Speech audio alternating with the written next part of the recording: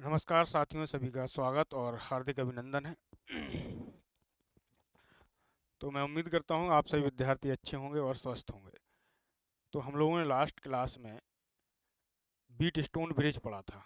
आज हम लोग बीट स्टोन ब्रिज के डिफरेंट प्रकार यानी कि विभिन्न विभिन्न प्रकार के कई बार आते हैं बीट स्टोन ब्रिज। आप देखेंगे उनकी शक्ल जो होती है अलग अलग होती है। उसको पहचानना होता है कि वो बीट स्टोन ब्रिज है या नहीं है। तो आप लिखिएगा different representation of Wheatstone bridge. आप कह सकते हैं different representation of Wheatstone bridge.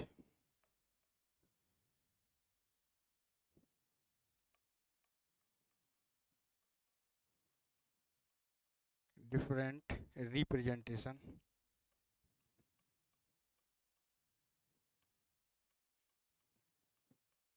representation of beat stone bridge,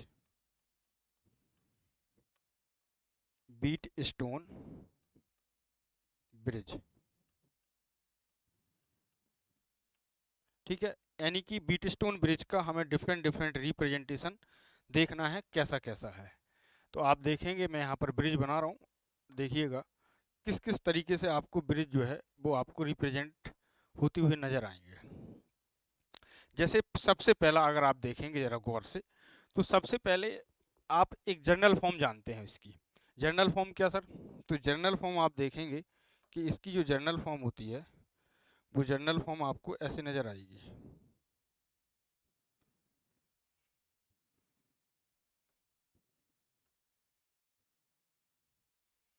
journal form की अगर हम बात करें तो जर्नल फॉर्म आपको ऐसे नज़र आता है।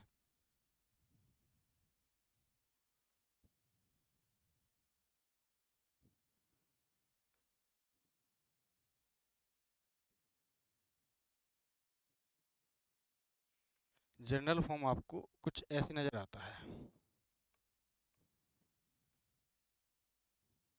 ठीक है, ये R1, R2, R3, R4 और ये R5 है। ठीक है, ये कोई बैटरी लगी हुई ई, ये जर्नल फॉर्म होता है। आप अगर ऐसे देखेंगे तो आपको समझ में आएगा कि ये बीट स्टोन ब्रिज जैसा आपको नजर आ रहा है। ठीक है, अगर आपको ऐसा कोई सवाल आएगा तो आप उसमें बीट स्टोन ब्रिज का कंसेप्ट लगा देंगे। अगर वो बैलेंस है तो आप क्या करेंगे, इन दोनों को सीरीज में और इन दोनों को सीरीज में, बाद में इन दोनों का पैरेलल कंसेप्ट निकाल देते हैं। लेकिन अगर वो अनबैलेंस है तो आप क्या करेंगे, इस डेल्टा के अंदर एक स्टार बनाएंगे, फिर उसको हल करेंगे। अब लेकिन इसकी कई ऐसी शक्लें होती हैं जो कि अलग अलग प्रकार से हम इसको रिप्रेजेंट करते हैं। अगर हम देखें दूसरा इसका रिप्रेजेंटेशन, तो कई बार होता क्या है, हमेशा याद रखिएगा, आपने जब आप डिप्लोमा या फिर बीटेक कर रहे होंगे जिस समय, तो आप अपनी लैब में गए होंगे। लैब में वहाँ पर आपके पास में आपको ब्रिज मुहैया कराया होगा, अगर अगर आपने प्रैक्टिकल किया होगा तो प्रैक्टिकल करते समय हमेशा एक याद रखिएगा कि जो गैल्वेनोमीटर होता है और जो बैटरी के कनेक्शन होते हैं वो कभी सेम टर्मिनल पर नहीं होते हैं। अगर आप इस गैल्वेनोमीटर का जो रेजिस्टेंस R5 है, that is the galvanometer resistance, अगर आप इस गैल्वेनोमीटर और आप टर्मिनल के रेजिस्टेंस एक जगह क्या कर देते हैं, कनेक्ट कर देते हैं, एक आपके पास में बैटरी और गैल्वेनोमीटर एक साथ अगर कनेक्ट कर देंगे तो ब्रिज हो जाएगा अनबैलेंस, और आपकी रीडिंग क्या आएगी, जीरो आएगी उस समय। तो होता क्या है, कई बार आप देखेंगे कि ब्रिज आपको कई बार ऐसे देगा वो। तो ब्रिज को रिप्रेजेंट करने के कई सारे तरीके होते हैं। आपको कई बार ऐसा रिप्रेजेंट करते हुए नजर आएगा वो ब्रिज, यहाँ पर गैल्वेनोमीटर लगा देगा। ठीक है, और आपसे कहेगा कि ये भी सिंपल है, एक तो रिप्रेजेंटेशन इसका ये है, तो ये भी आपको सिंपल नजर आ रहा होगा दूसरा रिप्रेजेंटेशन। तीसरा रिप्रेजेंटेशन क्या देगा, तीसरा रिप्रेजेंटेशन आपको ये देगा। तीसरा रिप्रेजेंटेशन क्या देगा वो, कि आपके पास में ब्रिज बनाएगा इस तरीके से,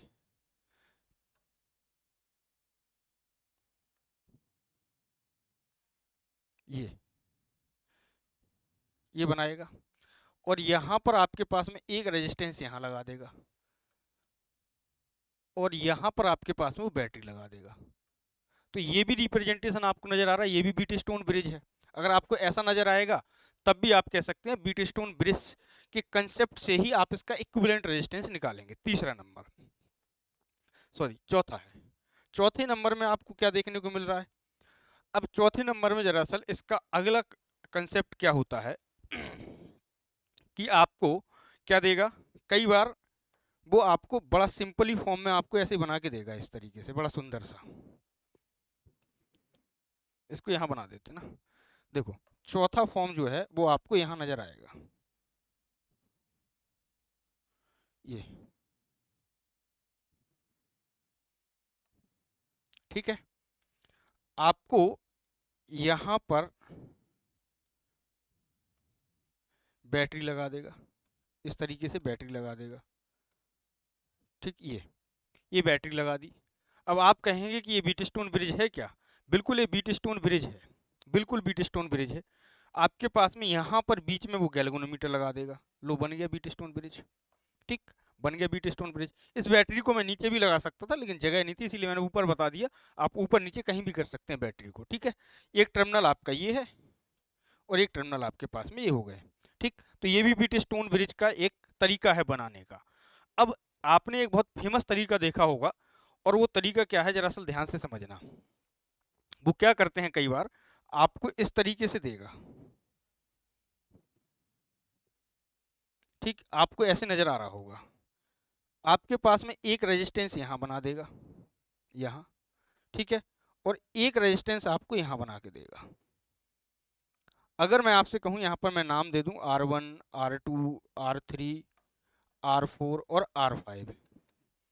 दरअसल ये भी आपका एक क्या है, बीटस्टोन ब्रिज है। ये भी रिप्रेजेंटेशन एक बीटस्टोन ब्रिज का ही है, ये भी रिप्रेजेंटेशन आपका एक बीटस्टोन ब्रिज का है। आमने सामने की भुजाएं जो आपको नजर आ रही हैं, ये दोनों हैं आमने सामने की भुजाएं, R1 और R4, R4 और R1, और R3 और R3 और R5। R2 जो है आपके पास में गैल्वेनोमीटर का रेजिस्टेंस है, ठीक। एक तो ये तरीका हो गया। अगर इस तरीके से आपको डायग्राम देखने को मिले तो वो सब डायग्राम आप क्या कह सकते हैं, बीटस्टोन ब्रिज का है। एक सबसे बेहतरीन सवाल एक एसएससी में आया, ठीक, रेजिस्टेंस कैलकुलेशन का एक सबसे बेहतरीन सवाल एसएससी में आया। उसने क्या कलाकारी की, उसने बनाया एक डेल्टा, ठीक, ये उसने बनाया एक डेल्टा इस तरीके से,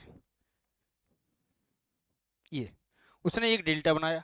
इसी के अंदर जस्ट उसने क्या किया, एक स्टार बना दिया। इसी के अंदर जस्ट उसने क्या किया, एक स्टार बना दिया। जब आप यहाँ ध्यान से देखेंगे तो ये भी आपके पास में क्या है, एक बीटस्टोन ब्रिज का ही क्या है, रूप है। तो इतने तरीके से आपके पास में और भी तरीके हो सकते हैं, लेकिन जो पॉपुलर हैं, जो अभी तक एग्जाम में पूछे गए हैं, ये वो तरीके हैं जिनसे आप क्या करते हैं आसानी से बीटस्टोन ब्रिज को रिकॉग्नाइज कर सकते हैं कि ये सब के सब बीटस्टोन ब्रिज हैं। जितने भी आपके पास में ब्रिज दिख रहे हैं, ये सब के सब कैसे हैं, बीटस्टोन ब्रिज हैं। आप इनको हल करने के लिए बीटस्टोन ब्रिज का बैलेंस और अनबैलेंस दोनों तरीके की कंडीशंस को फॉलो कर सकते हैं। बैलेंस और अनबैलेंस दोनों तरीके की कंडीशंस को आप फॉलो कर सकते हैं। ये जितने भी प्रकार दिखाई दे रहे हैं, ये सब बीटस्टोन ब्रिज के हैं। जितने भी आपको ये प्रकार दिखाई दे रहे हैं, सब बीटस्टोन ब्रिज के हैं, ठीक है। आसानी से आप इसको हल कर सकते हैं, कोई दिक्कत नहीं है इन सब में, ठीक है। अब एक मेथड मैंने आपको लिखवाया था, इक्विपोटेंशियल मेथड। अब इक्विपोटेंशियल मेथड क्या है, इसको समझते हैं इक्विपोटेंशियल मेथड को। अब देखो इक्विपोटेंशियल मेथड में करेगा क्या वो, इक्विपोटेंशियल मेथड में वो आपको क्या देगा, ये गोला देगा। ऐसे मान लीजिए ये मैंने आपको एक गोला दिया, इसमें लगाएगा वो क्या, कुछ रेजिस्टेंस कैलकुलेट करने के लिए आपको कुछ देगा। ऐसे मान लीजिए मैंने यहाँ पर, अब जरा ध्यान से देखिएगा, इस गोले में कुछ ऐसी कलाकारी करनी है। अब देखो वो क्या सवाल दे रहा है आपको, जरा ध्यान से देखिएगा। सवाल क्या दिया उसने, सवाल जो दिया वो दिया आपको यहाँ पर इस तरीके से। सवाल क्या दिया उसने, इस तरीके से आपको एक सवाल दिया, ठीक है, इस तरीके से सवाल दिया। इसमें यहाँ पर कुछ मैं रेजिस्टेंस लगाता हूँ,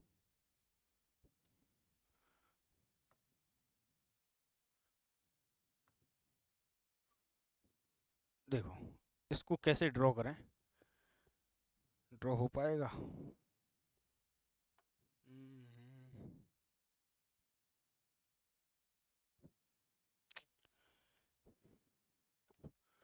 इसको क्या करते हैं, हटाते हैं, अपने हाथ से ही बनाते हैं इसको ना। देखो सबसे पहले यहाँ पर मैं कुछ रेजिस्टेंस लेता हूँ, ठीक है।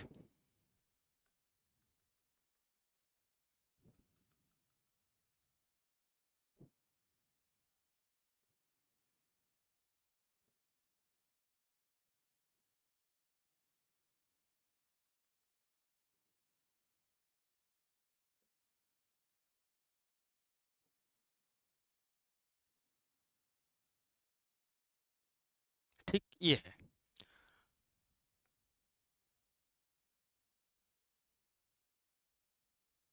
देखिए यहाँ पर एक मेथड मैंने आपको बताया था, इक्विपोटेंशियल मेथड ना, इस मेथड का नाम है बेटा, पहला लिख लीजिएगा, इक्विपोटेंशियल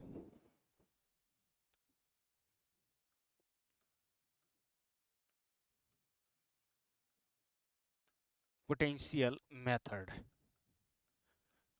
इक्विपोटेंशियल मेथड है क्या, इसको समझना। मान लीजिए एक सवाल लेना पड़ेगा इसको समझने के लिए, मैंने एक सवाल पहले लिया। अब यहाँ पर इस सवाल में, दरअसल ये सवाल जो है आपका आईआईटी जेईई का है, लेकिन हम लोग इसको यहाँ क्यों कर रहे हैं, हम केवल मेथड को समझने के लिए यहाँ पर इस सवाल को कर रहे हैं, केवल और केवल मेथड को समझने के लिए। अगर हम मेथड को समझें तो यहाँ पर मैंने क्या किया,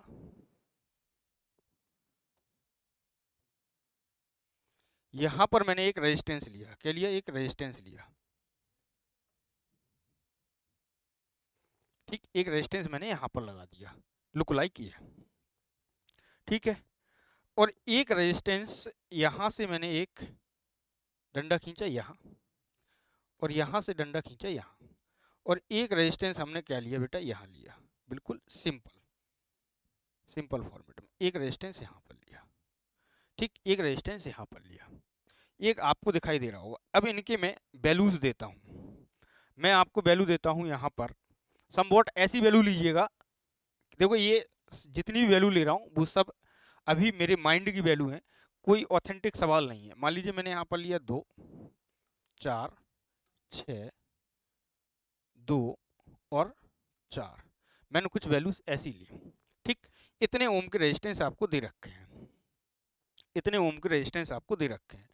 अब जरा ध्यान से देखिएगा, अब आपसे जो उसने कहा है कि ये पॉइंट ए है और ये है पॉइंट बी, आपको ए बी का रेजिस्टेंस बताना है। अब आप इसमें लाख कोशिश कर लो, कोई भी मेथड लगा लो, आप इसमें समझ ही नहीं पाएंगे कि आपको किस तरीके से इसको सॉल्व करना है।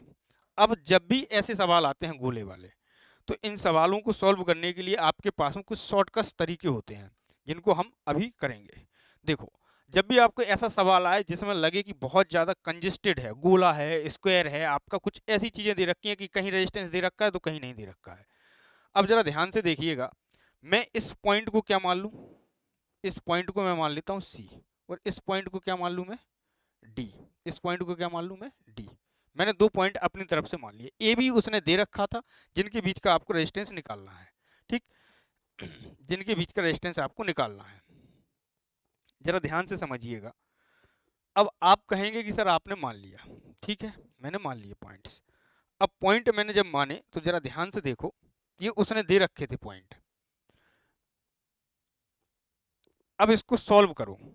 अब आप सॉल्व करेंगे तो जरा ध्यान से देखना, क्या ये पॉइंट पूरा एक डीसी, जब भी एक लाइन बिना कोई रेजिस्टेंस की लाइन हो तो पूरा पॉइंट आपका होता है। देखो आप जाएंगे, चलेंगे आगे, ए, यानी कि ये पॉइंट क्या है आपके पास में, ए है। ठीक है, आपके पास में ये पूरा पॉइंट ए है, तो यहाँ तक ये पॉइंट पूरा क्या होगा, ये होगा। ठीक बात है।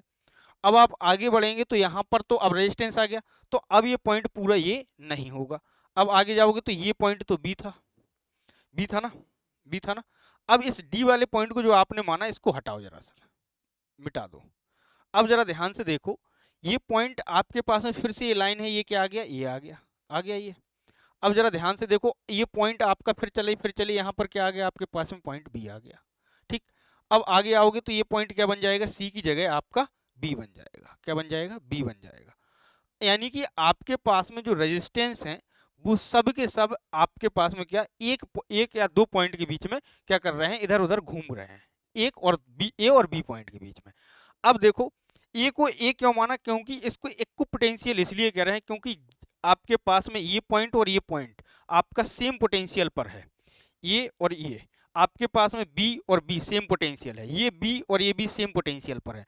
जहां पर रेजिस्टेंस आता है वहां पर आपका पोटेंशियल चेंज हो जाता है, लेकिन जहां पर आपके पास में रेजिस्टेंस नहीं है वो पॉइंट आपके सेम होंगे। फिर से देखो, ये पॉइंट ए था, यहाँ पर कोई रेजिस्टेंस है नहीं है, आगे चलते चलो आपके पास में पॉइंट ए यहाँ तक आ गया।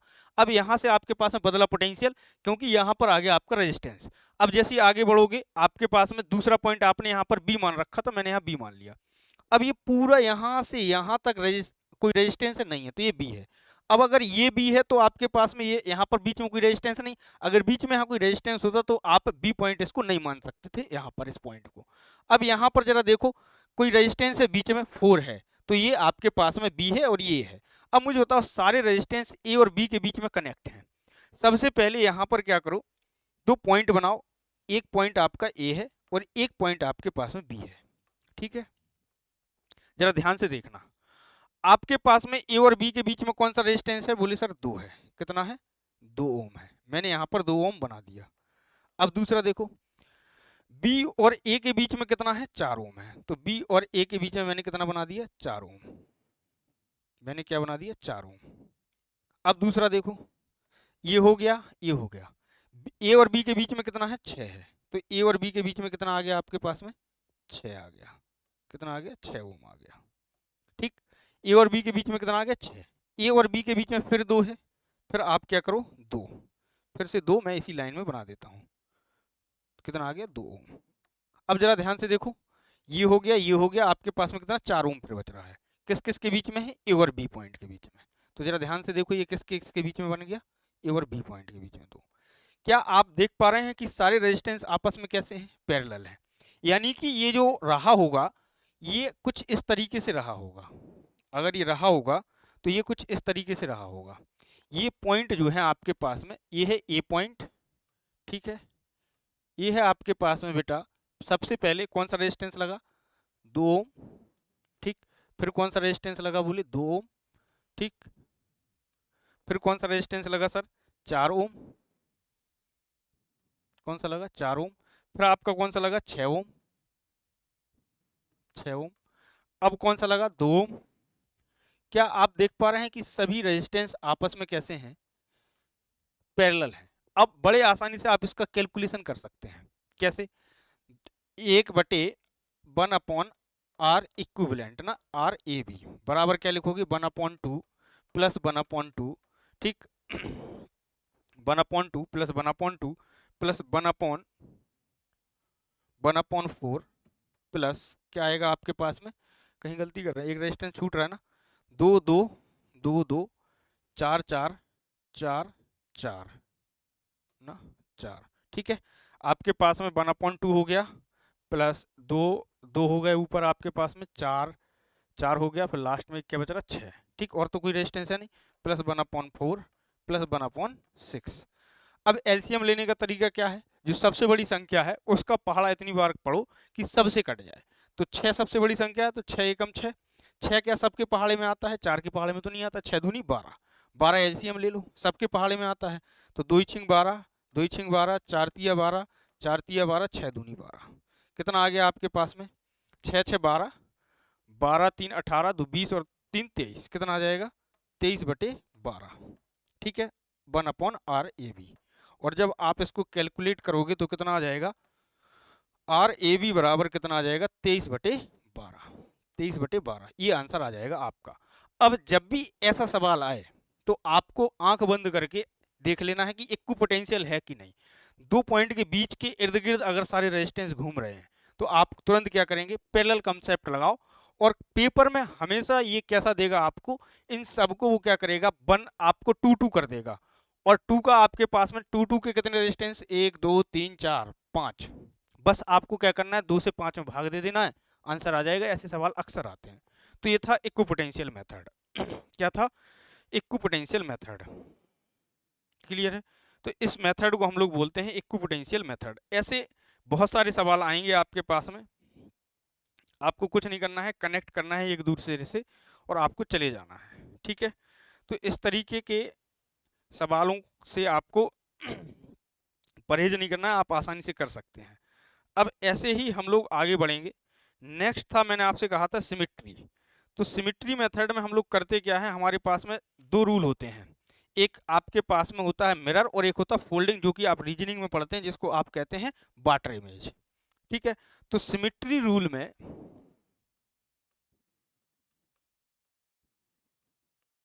सिमिट्रिकल मेथड,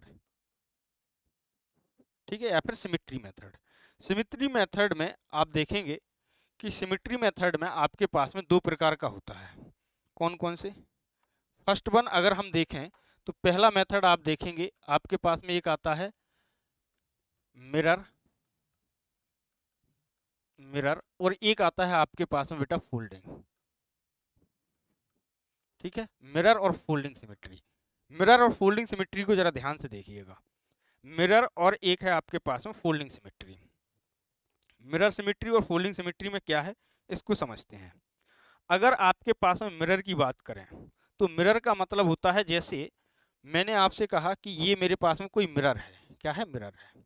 यहाँ पर अगर कोई व्यक्ति खड़ा है तो आपको वैसा ही व्यक्ति यहाँ पर नजर आना चाहिए, सेम, है ना। मिरर क्या होता है, आप जब शक्ल देखते हैं तो आपकी शक्ल आएगी, किसी दूसरे की शक्ल तो आएगी नहीं। तो यहाँ पर भी आपके पास में वैसा ही व्यक्ति आपको नजर आना चाहिए, ये मिरर होता है भाई। ठीक, वैसा ही व्यक्ति आपको नजर आएगा। यानी कि आप कह सकते हैं मिरर सिमिट्री का यूज हम तब करेंगे जब हमारे पास में LHS साइड जो होगी किसके बराबर होगी, RHS साइड के बराबर होगी। यानी कि लेफ्ट हैंड साइड और राइट हैंड साइड में अगर आपको सेम सेम रेजिस्टेंस देखने को मिलेंगे तो आप वहां पर क्या लगाओगे, मिरर सिमिट्री का यूज करोगे। जैसे मान लीजिए हम आपको एक रेजिस्टेंस देते हैं, जैसे अगर मैं आपसे कहूं कि एक सवाल ले लेते हैं, हम इस पर एक एग्जाम्पल के थ्रू करना स्टार्ट करते हैं। जैसे मैंने यहाँ पर एक एग्जाम्पल लिया,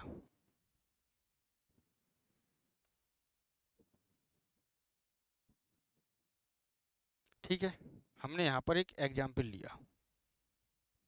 यहाँ पर आपके पास में मैंने 2R, यहाँ पर 2R, और यहाँ पर आपके पास में R, और यहाँ पर मैंने क्या माना आपके पास में R, और यहाँ पर मैंने 2R ले लिया, समथिंग कुछ ऐसा आपको एक एग्जाम्पल दिया मिरर सिमेट्री का। अब आपको ये देखना है कि LHS और RHS आपस में बराबर हैं क्या। अगर LHS RHS आपस में बराबर हैं तो आप जरा ध्यान से देखो, ऐसे सवालों में हमेशा मिरर सिमिट्री लगता है, ऐसे सवालों में हमेशा मिरर सिमिट्री लगता है, ऐसे सवालों में हमेशा क्या लगता है, मिरर सिमिट्री लगता है। यानी कि आप क्या कह सकते हैं, जरा देखो LHS RHS के बराबर है क्या, यहाँ 2R है तो इस तरफ भी 2R है, अगर यहाँ R है तो इस तरफ भी R है। जब भी मिरर सिमिट्री आपकी क्या हो, कंफर्म हो, तो बीच वाले रेजिस्टेंस में करंट का मान क्या हो जाएगा, 0 हो जाएगा। जैसे ही आपको लगे कि मिरर सिमिट्री लग गया तो अब आपके बीच वाले रेजिस्टेंस में क्या होगा कि आपकी करंट नहीं जाएगी। यानी कि ये RHS जो है वो किसके बराबर है, LHS के बराबर है। किसके बराबर है, LHS के बराबर है। यानी कि आप जरा गौर से देखो कि ये मिरर सिमिट्री आप देख पा रहे हैं कि LHS RHS के बराबर है, तो बीच में से कोई भी करंट नहीं जाएगी। अब जो भी करंट आपकी यहाँ से जाएगी आई, वो I1 इसमें चली जाएगी और बाकी करंट बची जो आपके पास में I2 इसमें चली जाएगी। ठीक, यानी कि बीच में करंट का रोल खत्म हो गया। अब आप आसानी से हल कर सकते हो, कितना हो जाएगा, तो इसको आप जब लगाओगे तो 2 और 2 4R हो जाएगा और R 2R हो जाएगा। तो सिंपली ये दोनों किस में आ जाएंगे, सीरीज में आ जाएंगे। 2R और 2R कितना आ जाएगा, 4R हो जाएगा, और इनके पैरेलल आपके पास में क्या आ जाएगा, 2R आ जाएगा। तो आप इसका क्या निकाल सकते हो, R इक्विवेलेंट आप इसका निकालोगे तो आसानी से आप निकाल सकते हो कितना, 4R गुणे 2R बटे 6R, है ना। तो R से R कट गया, आपके पास में कितना आ जाएगा, 2 3 6, यानी कि 4 बटे 3R। तो इस तरीके से आप लगा सकते हो मिरर सिमिट्री को। जब भी आपको लगे कि LHS और RHS में रेजिस्टेंस आपस में बराबर है, जब भी आपको ऐसा लगे कि LHS और RHS में रेजिस्टेंस आपस में बराबर है, तो आप आसानी से मिरर सिमिट्री का उपयोग कर सकते हो। अब आ जाओ जरा सर फोल्डिंग सिमिट्री, या फिर आप कह सकते हो इसको आप इसको बाटर सिमिट्री भी बोल सकते हो, फोल्डिंग सिमिट्री कहें या फिर बाटर। अब बाटर या फोल्डिंग सिमिट्री का मतलब क्या है, अगर मैं आपसे कहूं कि फोल्डिंग सिमिट्री अगर हमें पढ़ना है तो फोल्डिंग सिमिट्री में आप देखेंगे कि आपके पास में फोल्डिंग सिमिट्री का मतलब ये है जिस तरीके से बाटर इमेज होती है। जैसे अगर मैं आपसे कहूं कि अगर कोई व्यक्ति यहाँ पर खड़ा हुआ है तो जस्ट आपके ऊपर अगर कोई व्यक्ति खड़ा है तो उसी की परछाई आपको नीचे नजर आनी चाहिए, यानी कि उल्टी। कैसी? जब आप पानी में खड़े होगे तो आपको नजर आएगा आपकी उल्टी परछाई, यानी कि आपके पैर ऊपर और सर आपके कैसे होंगे, नीचे होगा, कुछ ऐसे नजर आएगा। यानी कि आप बोल सकते हैं वाटर इमेज, यानी कि अप बटे डाउन, यानी कि अप डाउन आपस में कैसे होने चाहिए, बराबर होना चाहिए। अप बराबर क्या होना चाहिए, डाउन। यानी कि आपकी अप पोजीशन जो होनी चाहिए वो डाउन पोजीशन के बराबर है। तब उस जगह आप क्या लगा सकते हो, आप फोल्डिंग सिमेट्री लगा सकते हो। जैसे मान लीजिएगा जैसे मान लीजिएगा कि यहाँ पर हम एक एग्जाम्पल से इसको समझने का प्रयास करते हैं। जैसे मैंने एक एग्जाम्पल लिया और एग्जाम्पल में मैंने यहाँ पर आर लिया, यहाँ पर क्या लिया बेटा, 2r लिया, और यहाँ पर मैंने क्या लिया बेटा, r लिया, और यहाँ पर मैंने क्या लिया बेटा, 2r लिया। क्या लिया, 2r। और यहाँ से आगे बढ़े और मैंने यहाँ पर एक 5r ले लिया और आपसे कहा कि a और b के बीच का रेजिस्टेंस बताओ कितना होगा।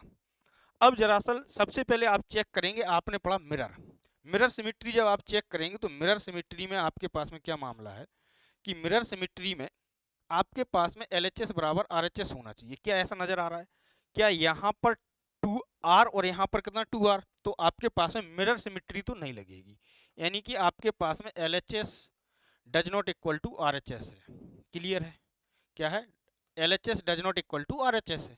तो अब दरअसल ध्यान से देखो, अगर LHS does not equal to RHS है तब आप क्या करोगे, तब आप चेक करोगे कौन सी, फोल्डिंग सिमेट्री। फोल्डिंग सिमेट्री आप बीच में से क्या करोगे, इसको फोल्ड करके देखो जरा। जब आप फोल्ड करोगे तो आप पाओगे कि जो ऊपर इमेज है जस्ट उसके नीचे सेम इमेज नजर आ रही है, जो ऊपर इमेज है वो जस्ट सेम, यानी कि आर के नीचे आर, 2r के नीचे 2r है।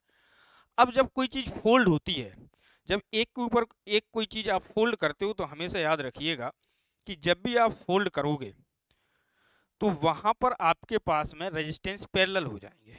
जैसे अगर मैं दो रेजिस्टेंसों को आपस में क्या करूं, फोल्ड करूं, तो आप देखेंगे वहां पर जब दो रेजिस्टेंस आपस में फोल्ड होते हैं तो वहां पर आपके पास में आर पैरेलल आर और 2r पैरेलल 2r, क्योंकि जब मैं इनको एक दूसरे को फोल्ड करूंगा, जब फोल्डिंग सिमेट्री लगी तो बीच वाले का रोल खत्म हो गया। अब आपकी करंट जो होगी वो यहाँ पर इसके पैरेलल ये और इसके पैरेलल ये, यानी कि जब भी आप फोल्डिंग सिमेट्री लगाओ तो इस बात को याद रखिएगा, सीधा मत जोड़ना, क्योंकि फोल्डिंग सिमेट्री जब आप लगाओगे तो आर पैरेलल आर प्लस आपके पास में आर पैरेलल आर निकालोगे तो कितना निकलेगा, r/2, और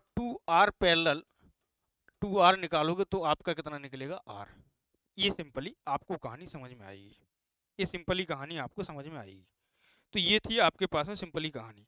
और जब आपके पास में इक्विवेलेंट निकालना है तो फिर क्या करोगे, इन दोनों को जोड़ दो, इन दोनों को जोड़ दो, यानी कि आर ए बी निकालोगे आप तो क्या करो, r/2 प्लस आर कितना हो जाएगा आपके पास में, 3r/2। सिंपली आपके पास में 1.5r आंसर आ जाएगा। ठीक, हमेशा याद रखिएगा कि मिरर सिमेट्री और फोल्डिंग सिमेट्री में ये अंतर होता है। इस तरीके से आपको सवाल करने हैं मिरर सिमेट्री और फोल्डिंग सिमेट्री के। आप मिरर और फोल्डिंग सिमेट्री से बड़ा सवाल कर सकते हैं, बड़े से बड़ा सवाल आपके पास में बड़े से बड़ा सवाल हो सकता है मिरर और फोल्डिंग सिमेट्री से। कैसे करना है ये आपको समझने होंगे। एग्जाम्पल ले लीजिए, इनके बहुत सारे एग्जाम्पल आपको बुक्स में मिल जाएंगे और लगा दीजिएगा, तो आपकी कहानी बिल्कुल एकदम फिट बैठेगी। मिरर और फोल्डिंग की बहुत बहुत बड़े बड़े सवाल हो सकते हैं, जितने भी आपके केंकड़े वाले सवाल होते हैं, जितने भी आपको नजर आए केंकड़े वाले सवाल, आप सब लगा सकते हो, सब के सब सवाल लगा सकते हो आप। जैसे मैं एक एग्जाम्पल के लिए एक सवाल मैं आपको दे रहा हूँ, इसका मुझे आंसर बताइएगा कितना है, और आप उसको किसी भी मेथड से करके देख लीजिए, जितने मैंने बताए उसमें से किसी ना किसी एक तरीके से ये हल होगा। ठीक है, आज नहीं तो कल होगा लेकिन हल होगा। कैसे? मान लीजिए मैं यहाँ पर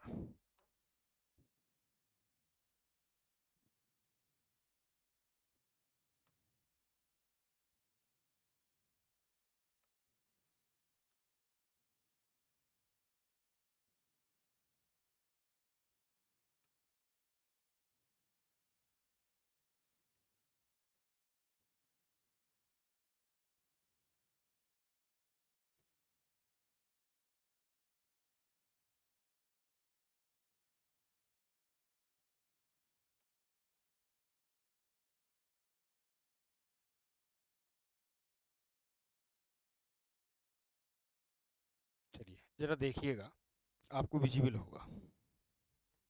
अब मैं बनाता हूँ, देखो।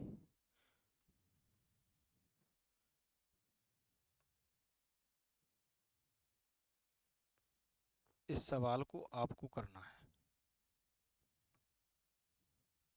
ठीक है। ये सवाल परीक्षा में आया हुआ है, ये सवाल परीक्षा में आया हुआ है, ठीक है। ये सब सवाल परीक्षा में आए हुए हैं, ठीक है। ये सब के सब सवाल परीक्षा में आए हुए हैं, ये आपको नज़र आ रहा है। अब जस्ट आप क्या करिए, यहाँ पर एक काम करिए, और क्या करें, इसमें कुछ ऐसा बना के दें कि आप फंसे, दिमाग लगाना पड़े आपको ना, कुछ दिमाग लगाना पड़े। तो दिमाग लगाने के लिए और क्या करें, इसमें दिमाग लगाने के लिए इसको थोड़ा सा,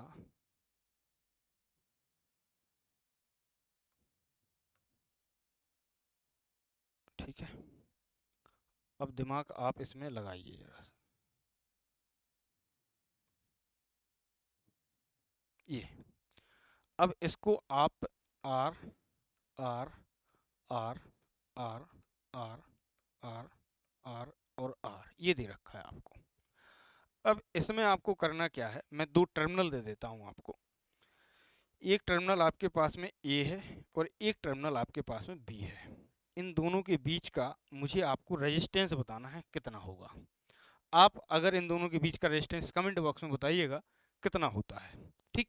कितना रेजिस्टेंस आप निकालेंगे, कौन सा तरीका लगाएंगे। और ये सवाल में मात्र 20 सेकंड लगेंगे करने में, मैं आपको बता देता हूँ कितने, 20 सेकंड लगेंगे केवल और केवल इस सवाल को करने में। आप, मैं आपको हिंट दे देता हूँ, हिंट दे दूं अगर मैं आपको, तो इसमें आप मिरर या फिर फोल्डिंग सिमेट्री लगा के देखिएगा। क्या, mirror and folding, folding symmetry आप लगा के देखिएगा। मिरर या फिर फोल्डिंग सिमेट्री आप लगा के देखेंगे तो आप आसानी से इस सवाल को कर पाएंगे।